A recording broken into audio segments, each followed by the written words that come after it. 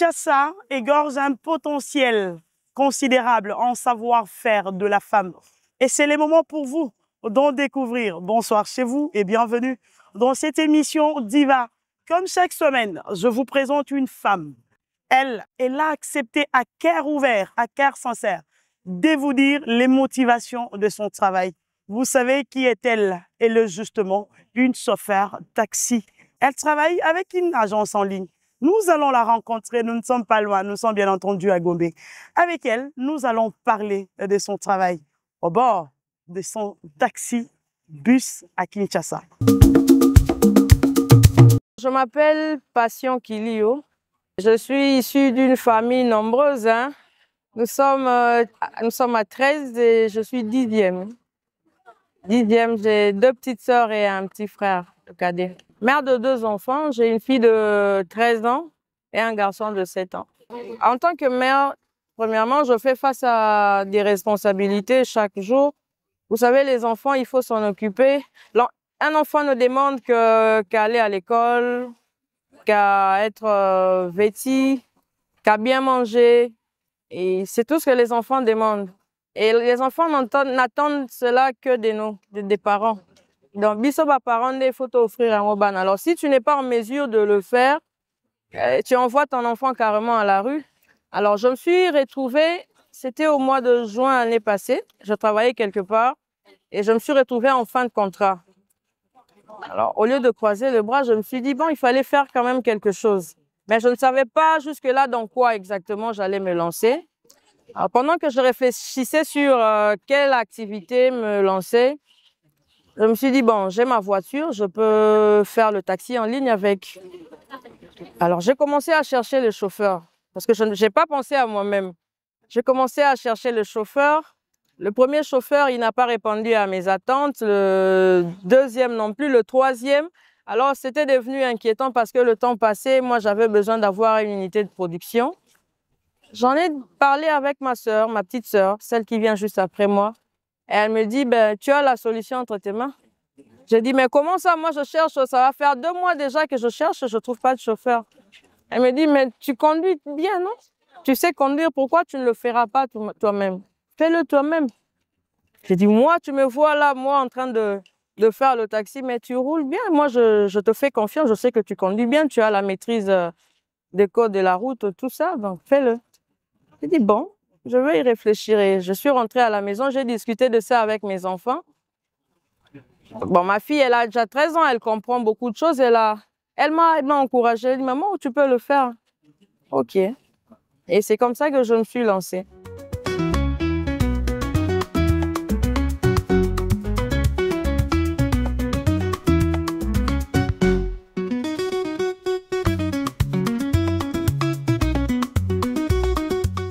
Je me suis lancée chez LMS.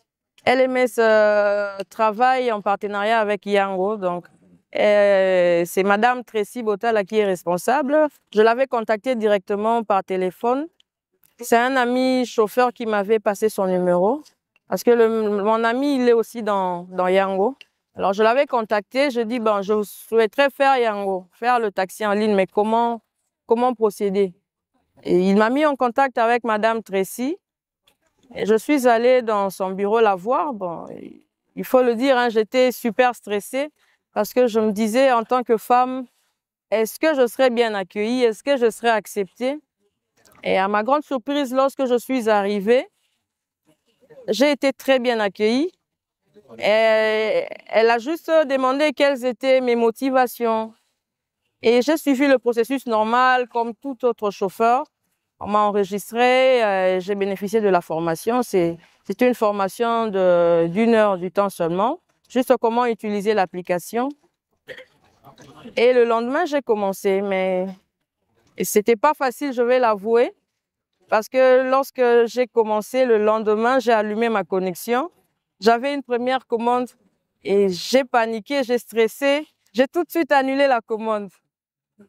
Après, je me suis ressaisie, j'ai dit, mais tiens, Passion, qu'est-ce que tu es en train de faire? C'est pas impossible, tu peux le faire.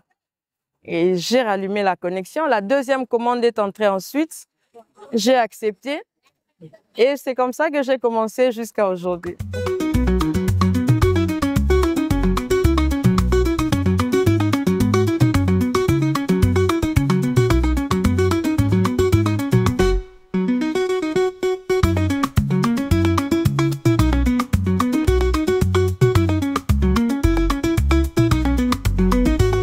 Actuellement, je préfère faire le shift soir.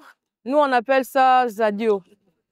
Parce que la journée, ce sont les moïmens, le soir, ce sont les adiomènes. Les zadios, c'est ceux qui travaillent la nuit. Parce que, en tout cas, la journée avec les embouteillages, c'est pas facile.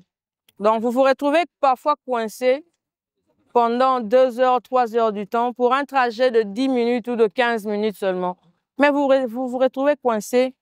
Et là, on perd non seulement en termes de carburant, mais on perd en termes de temps, on perd en termes d'énergie. Alors, une fois, j'ai tenté de travailler le soir, j'avais juste essayé.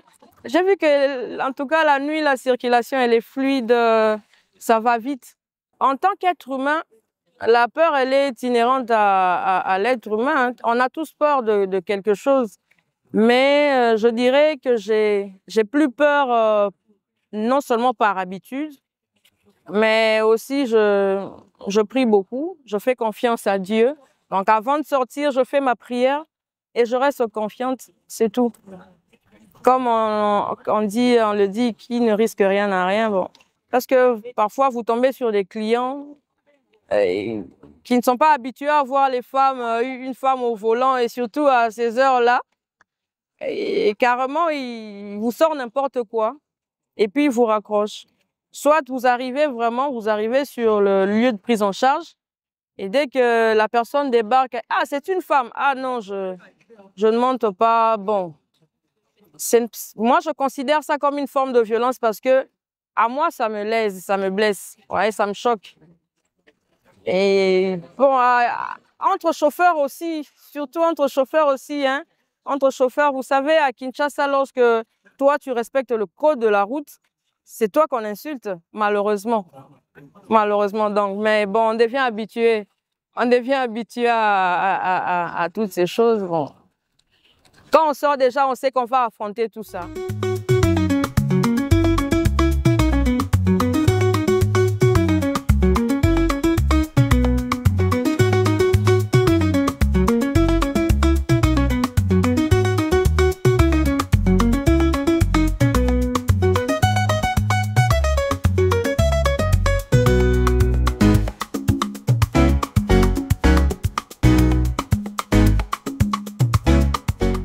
Je rentre à 5 heures et à 6 heures, je dois les réveiller pour aller à l'école. Donc avant ça, j'apprête les uniformes, j'apprête leur goûter, j'apprête tout. Je les réveille.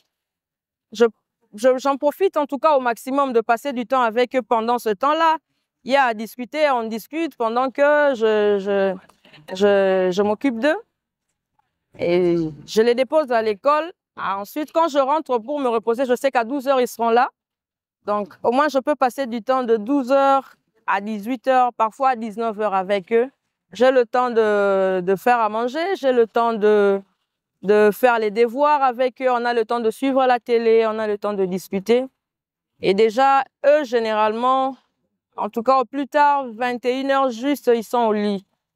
Donc, quand moi je sors à 18 heures, ils ont peut-être 2 heures du temps seulement pour suivre la télé sans moi.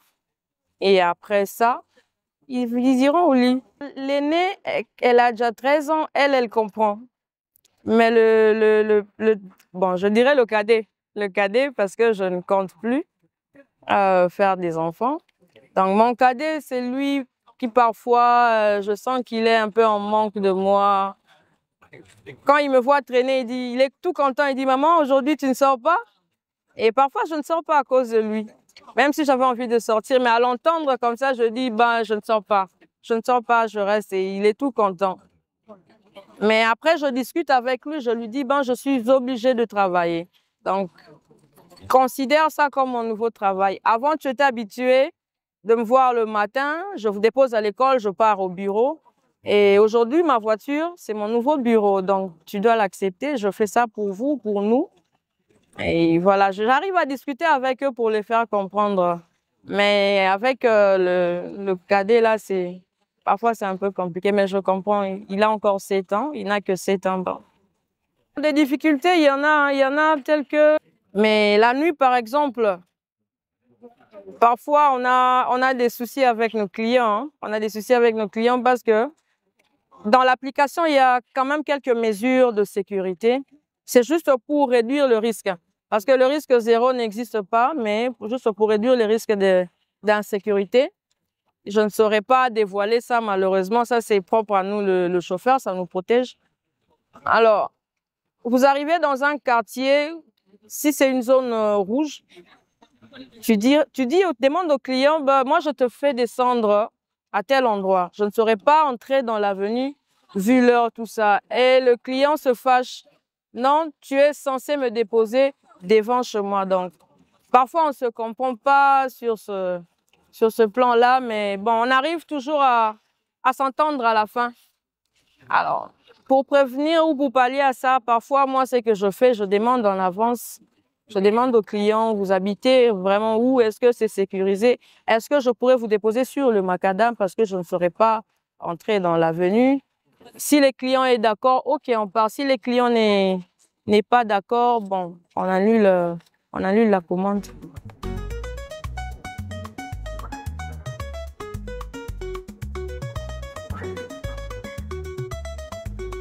Allô, bonjour madame. C'est madame Janine. Oui, moi c'est patient Yango. Oui, vous êtes où précisément? Et vous allez où, s'il vous plaît? D'accord. Je viens vous récupérer. Disons, dans 3 minutes, je serai là. J'ai pris des dames. Je me sentais en sécurité au début parce que c'était des dames. Je dis, bon, ok, on y va. Mais on arrive quelque part, il y a l'une des dames qui sort un taser et elle était en train de manipuler ça. J'ai compris qu'elle voulait me faire peur, en fait. J'ai gardé mon sang-froid. J'ai gardé mon sang-froid et je lui ai tout de suite demandé, madame, où est-ce que vous avez acheté ça? En fait, c'était juste pour engager une conversation, le temps que j'arrive jusqu'à la destination, les déposer. Mais j'avais très peur. Ça, mon cœur faisait boum. Je dis, est-ce que nous allons arriver à la destination? J'ai commencé à faire ma prière. J'ai pris mon téléphone, j'ai partagé ma localisation aux autres collègues chauffeurs et j'ai fait le message que j'ai transporté des gens que je soupçonne dangereux. Donc, je vous partage ma connexion, ma localisation. Comme ça, en cas de quoi, vous allez me retrouver. Et nous sommes arrivés à destination. Elles sont descendues, elles ont payé leur argent. Je dis, oh, j'ai respiré. Et une fois, j'ai pris un monsieur, il était ivre mort. Et après, on arrive à 2 pas de chez lui. Il me dit, je vais rajouter un arrêt. Je dis, où ça? Il voulait me renvoyer encore là où je l'avais pris. Alors, j'ai trouvé ça bizarre. J'ai dit, mais nous sommes presque chez vous, monsieur. Comment nous allons encore retourner là-bas? Il a commencé à crier sur moi. Madame, faites votre travail, tout ça. Vous êtes censé me transporter. Il a commencé à déborder. J'ai seulement gardé mon calme. Et je lui ai dit, non, c'est parce que je dois arrêter. Donc, c'était ma dernière course. Je dois vous déposer et rentrer chez moi. Si vous voulez, je vous commande un autre taxi. Moi-même, par mon téléphone, je peux commander un autre taxi et payer. Et quand il a entendu ça, bon, d'accord, madame, déposez-moi. Mais j'avais aussi peur. J'avais très peur de sa réaction après. Mais je suis arrivée, je l'ai déposé, il est descendu et j'ai remboursé ce matin. Donc, en fait, j'ai rencontré des cas pareils, 3, 4, 5 même. Bizarrement, ça ne m'a pas donné le sentiment d'abandonner, hein, non? Oui, par contre, ça me donne la force. Ce qui ne te tue pas te rend fort, non? Je pense que c'est à cause de ça aussi, à cause de tout ça que j'ai plus peur, j'ai enlevé la peur, peut-être. À 100%, au moins 90% de gens, mes clients, mes amis, mes collègues chauffeurs m'encouragent. Mais il y a quand même quelques personnes qui vous découragent. Ouais, ils vous disent que, bon, madame, votre place, c'est à la maison, il faut aller laver les assiettes. Qu'est-ce que vous faites au volant? Non, ça, c'est pas, c'est pas un métier pour les femmes. Donc, des choses comme ça, on entend ça presque tous les jours. Mais ce qui encourage, c'est que c'est peut-être une ou 2 personnes qui vous diront cela sur 10. Alors, si les 8 personnes m'encouragent, me félicitent, il faut prendre les choses du bon côté. Mais il y a quand même des clients qui vous draguent, qui vous embêtent. Mais dire amoureux, là, je ne sais pas parce que je reste professionnelle, en fait. Je reste professionnelle. En dehors de mon travail, je n'entretiens pas ce genre de relation avec mes clients, j'évite. Prenons le contexte de Kinshasa, c'est déjà pas facile. C'est déjà pas facile parce que conduire à Kinshasa, il faut avoir des nerfs solides, hein. Déjà, pas seulement dans le taxi, mais la conduite à Kinshasa, c'est compliqué. Vous avez les motards d'un côté, les transports en commun de l'autre côté. Il y a autant de véhicules, il n'y a pas de route, tout ça. C'est assez stressant. Et avec le taxi, c'est pas vous quittez la maison, vous allez à un endroit fixe et puis vous rentrez chez vous. Non. Vous prenez le client ici en ville, par exemple, vous allez le déposer à Lemba. De Lemba, vous avez une autre commande. Ça vous envoie, par exemple, à Njili. Njili, vous prenez une commande pour Mongaful. Alors, vous voyez tout ça jusqu'à la fin de la journée. Vous rentrez complètement épuisé. Donc, c'est pas facile. C'est pas facile, mais c'est possible. C'est possible parce que moi, je le fais déjà. Donc, si moi, j'arrive à le faire, ça veut dire que d'autres femmes pourront aussi le faire. Et je sais qu'il y a des femmes qui font Yango, mais malheureusement, nous ne sommes pas nombreuses, donc on a moins de visibilité par rapport aux hommes. Parce que moi, je conduis depuis que j'ai l'âge de 12 ans. Donc déjà, je dirais même 10 ans, parce qu'à 10 ans, moi, je pouvais manipuler le levier de vitesse, je pouvais déplacer le véhicule, je faisais déjà tout ça. Et à 12 ans, je pouvais conduire. Et à 12 ans, qui t'ont donné cette opportunité ou cette chance? Mes frères. Mes frères, parce que j'ai 5 frères qui savent bien conduire et à l'époque, ils conduisaient déjà et c'est eux qui m'ont appris. Des bons souvenirs, je vois ça beaucoup plus dans le sens, bon, je dirais ça dans 2 volets. Dans le cadre de mon partenariat avec LMS et dans ma relation avec mes clients. Parce que grâce à ce transport en ligne que je fais, je me suis créé des relations avec des gens importants. Aujourd'hui, qui ont besoin de courses, qui me contactent directement pour leurs courses privées, je le fais. Et c'est déjà quelque chose. Et dans l'autre sens, avec LMS, avec Madame Tracy Bota, là, c'est une dame formidable parce que en fait, elle nous offre des opportunités qu'on ne trouve pas ailleurs chez d'autres partenaires. Je ne m'y attendais pas, mais j'ai bénéficié de plusieurs avantages, non pas en tant que femme, hein, non, mais en tant que chauffeur. En tant que chauffeur, j'ai bénéficié de plusieurs avantages, plusieurs opportunités avec LMS depuis que j'ai commencé. Donc, je ne sais pas si je dois citer tout ça, mais par exemple, avec LMS, vous pouvez devenir propriétaire d'un véhicule. Au bout de 3 mois, LMS peut vous donner la possibilité de prendre un véhicule à crédit et rembourser. Vraiment, le remboursement, c'est à faible coût, hein, vous ne sentez même pas. Vous ne sentez même pas et c'est à long terme. C'est à long terme. Vous avez la possibilité de posséder des terrains. Avec LMS, vous avez la possibilité d'obtenir des crédits.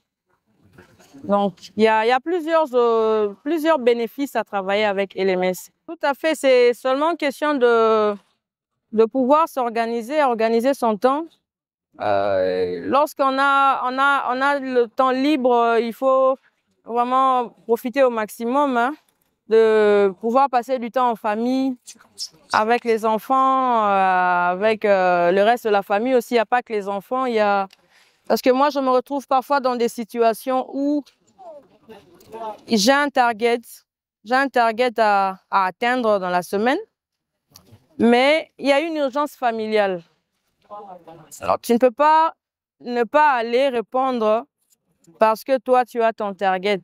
Donc, je fais un effort d'aller, même si c'est pour quelques heures seulement, mais je réponds et ensuite je reprends avec mon travail.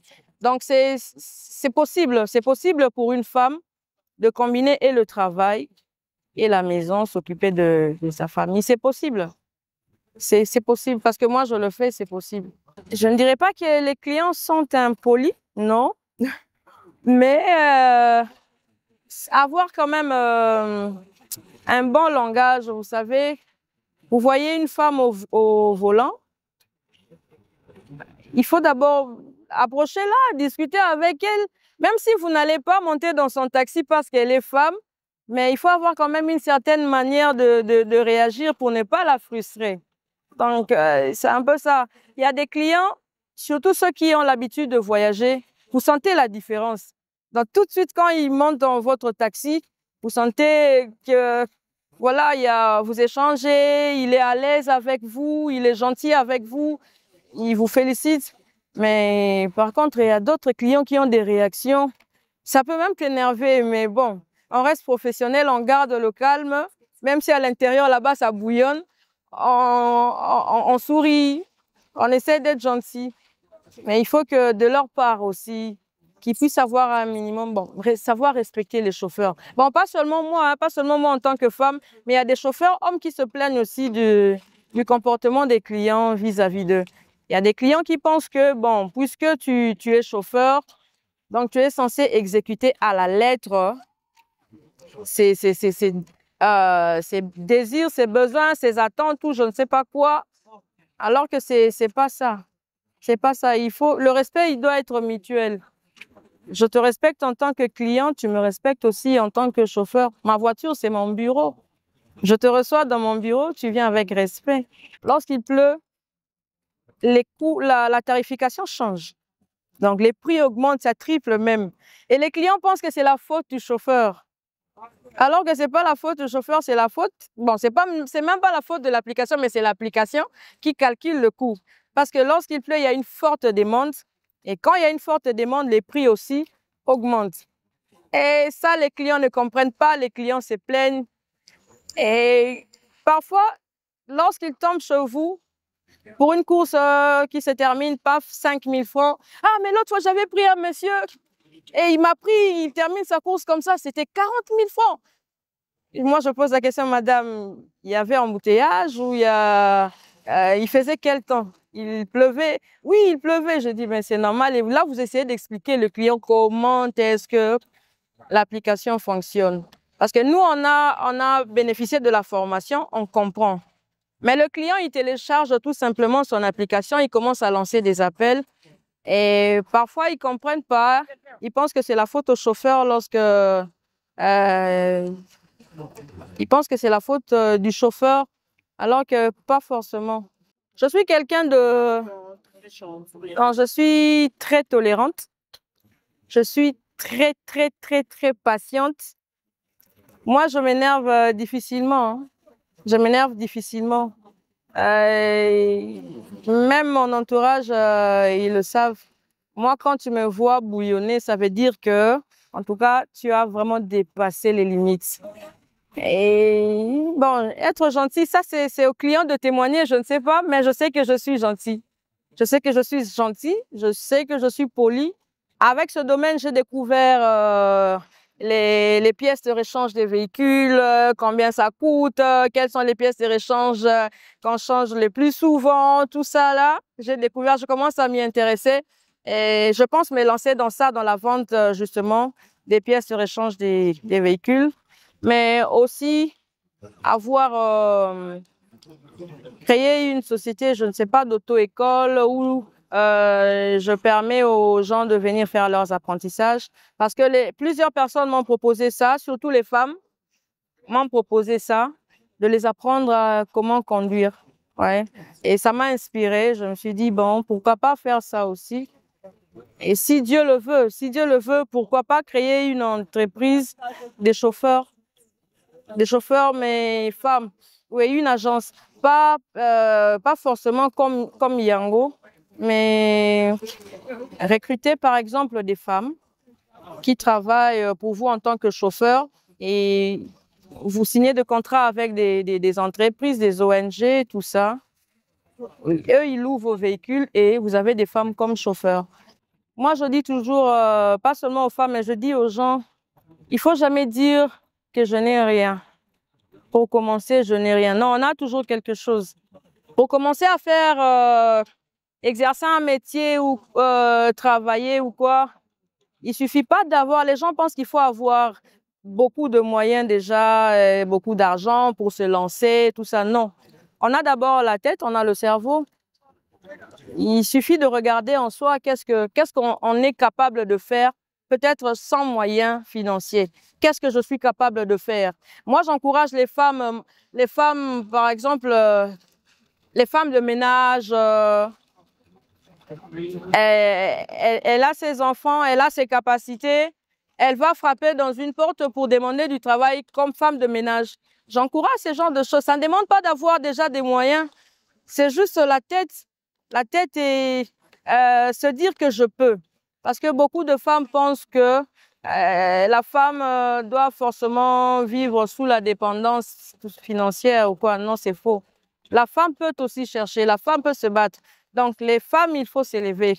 Surtout celles qui sont jeunes là, levez-vous parce que vous avez l'avenir devant vous. Vous avez l'avenir devant vous. Une femme à 40, 45, 50 ans n'a plus les mêmes performances qu'une jeune fille de 20 ans.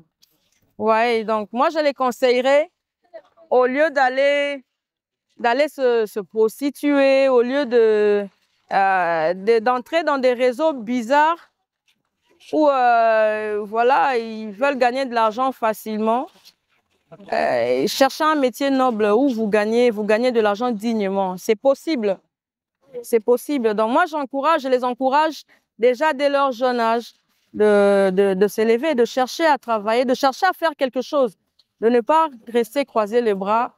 Sauf celles-là qui étudient, bon, elles peuvent étudier et ensuite chercher de l'emploi ou quoi. Mais si tu n'as pas la possibilité d'étudier, tu n'as pas les moyens de te payer les frais académiques, tu ne restes pas à la maison, tu croises les bras en entendant que la manne te tombe du ciel. Non, il faut sortir. Sortez du placard, mes jeunes sœurs. Sortez du placard, allez frapper, chercher, vous allez trouver. Vous finirez par trouver quelque chose et vous allez vous retrouver. Même si ça, c'est pas à 100% que ça pourra couvrir vos charges, mais au moins vous serez occupé à quelque chose, ça vous permettra d'être épanoui. Il n'y a pas que l'argent, mais il y a ce côté-là aussi, il y a l'épanouissement. Il y a aussi l'épanouissement social qu'il faut voir. Ça vous évite le stress, ça vous évite la dépression, ça vous évite beaucoup de choses. Beaucoup de gens conduisent, mais n'ont pas de permis de conduire. Mais ils conduisent comme ça. Donc, ils ne connaissent pas le code de la route. Donc, ça, c'est un problème. Mais il y a aussi un autre aspect tel que vous l'avez évoqué là. En fait, il faut sensibiliser les gens. Parce qu'il y a des gens, bon, moi, je maîtrise le code de conduite. Mais puisque mon voisin ne respecte pas, alors moi aussi, je ne vais pas respecter. Donc, c'est question de sensibiliser encore et encore et encore les gens. Et si possible, organiser des recyclages. Des sessions de recyclage des chauffeurs, justement pour avoir la maîtrise, bien réguler la circulation. Donc, moi, je pense qu'il faut des sensibilisations, il faut aussi recycler les chauffeurs. Il faut recycler le chauffeur parce que déjà, dans la mentalité, lorsque je sais que, bon, conduire à Kinshasa, il ne faut pas respecter le code de la route parce que quand toi, tu respectes, c'est toi qu'on insulte. Alors, nous tous, on devient voyous au volant, on devient tout ça. Et c'est ça qui crée des embouteillages. Vous vous retrouvez coincé parce qu'il y a une incompréhension. Donc, si maintenant, on essaie de changer de mentalité, on n'aura plus tous ces problèmes, à mon avis. Il y a des panneaux de signalisation qui nous parlent. Donc, tu sais que ici, je dois ralentir. À 100 mètres ou à 40 mètres, il y a un dodane. Il y a une école quelque part, il faut que je ralentisse. Ici, je dois rouler à autant de vitesse. Il y a des panneaux de signalisation qui indiquent. Mais à part ça, Le feu rouge. oui, il y a les feux aussi, il y a les feux. Il y a les feux, il y a les roulages. Mais quand c'est vert, ça veut dire il faut foncer. Quand c'est rouge, il faudrait s'arrêter. Quand ça clignote orange, donc il faut déjà vous préparer à vous arrêter parce que ça va bientôt être rouge. Il y a nos amis, les roulages aussi qui nous parlent. Ils ne parlent pas forcément comme ça, mais avec des gestes, vous comprenez que là, il faut stopper. Ce sont les autres qui doivent passer, vous devez attendre. Et quand il fait un autre geste, maintenant, c'est à votre tour de traverser. Et entre chauffeurs, on se communique par les phares. Parfois, on se donne des 150 comme ça. Comprenez que, bon, là, je suis en train de demander, c'est lui qui a la priorité, mais je demande qu'il me laisse passer. Et il te répond et tu comprends que bon, je peux y aller. Et il y a une façon de répondre aussi, il te dit que non, ne viens pas. Et tu t'arrêtes, il passe et toi, tu continues. À l'État congolais, il faut qu'il conscientise nos amis. Parce que nous, on les appelle comme ça, les roulages, tout ça. On les appelle nos amis. Donc, ils doivent conscientiser nos amis, que ce soit les agents de transport, tout ça. Tu fais ton travail correctement. Tu me demandes les documents, je te présente mes documents et tu me laisses passer. Si j'ai commis une faute qui n'est pas très grave, mais enseigne-moi. Donne-moi un conseil. Tu me dis la prochaine fois, tu ne fais pas ça parce que c'est une faute. Et ça reste dans ma tête. Ça, je n'oublie pas. Ça reste dans ma tête. Mais malheureusement, à Kinshasa, c'est pas ça. Donc, les autorités s'impliquent un peu dans ce sens-là. Essayer de leur conscientiser. Parce que parfois, c'est eux aussi qui nous créent des embouteillages inutilement dans la rue. J'en profite pour saluer mes enfants que j'aime beaucoup, Nidel Kilio et Zayan Kilio. Maman vous fait des gros câlins. Et je salue mon ami John Mukendi, c'est lui qui m'avait orienté vers cette agence LMS. Je salue Madame Tracy Botala, la femme du patron, celle qui m'a accueillie sans discrimination. Elle m'a encouragée aujourd'hui. J'ai fait 7 mois en tant que chauffeur, donc je la remercie. Merci à vous, LMS. Merci à toute l'équipe des chauffeurs Yango, vous qui m'avez intégré dans vos forums WhatsApp. Et j'interagis avec vous chaque jour, donc je ne peux pas manquer vous saluer, vous dire merci. Kinshasa Télévision, en tout cas, je vous dis merci. Merci pourquoi? Parce que j'étais dans l'ombre en fait. J'étais dans l'ombre, mais vous m'avez cherché, vous m'avez trouvé. Je ne sais pas comment vous faites pour trouver les gens, pour trouver les divas, mais vous m'avez trouvé et vous m'avez accordé cette opportunité de passer sur votre chaîne, parler de ce que je fais, parce qu'après, je sais que ça va encourager d'autres femmes aussi à sortir du ghetto, à pouvoir se lancer dans un métier. Cette émission est complètement finie. Nous avons reçu pour vous, dans cette émission Diva sur Kinshasa Télévision, Madame Passion. Elle nous a justement ici expliqué les motivations du choix. Mais avant de clôturer cette émission, laissez-moi dire un grand merci à cette grande dame qui a accepté Madame Passion. Je dis également un grand merci au caméraman de cette émission, Dieu merci Ndombasi. Ces belles images sont vraiment la signature de ces beaux gars. Hein. Donc, Dieu merci. Je dis un grand merci à vous, chers internautes, chers téléspectateurs de cette grande émission Diva.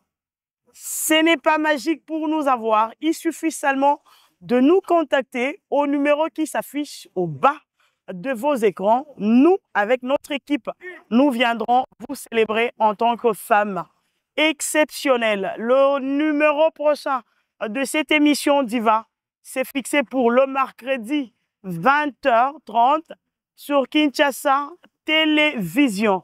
Topesima Tondi et Beleboé au 2G de la chaîne Kinshasa Télévision, M. Marius Munga, qui nous a accordé cette opportunité ou qui nous a offert ces cadres. Le cadre Diva, c'est pour vous, les femmes. Venez-y. Bonsoir chez vous.